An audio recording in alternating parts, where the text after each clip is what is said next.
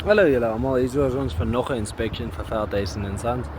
So hier is ons actually hier reg langs die highway. Dit is fantasties. Hier is ons nou weer op 'n dak met so lekker steep edge aan hom. So hier is ons nou net so bo die twee valleys.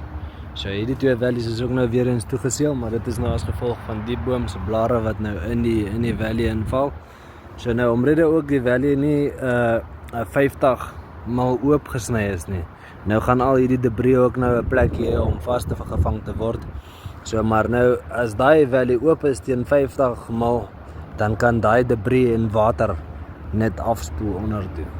So ja, daai is gewoonlik wat gebeur volgens standaard.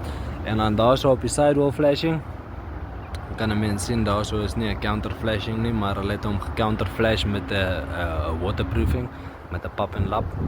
So ja, daai is lieflik.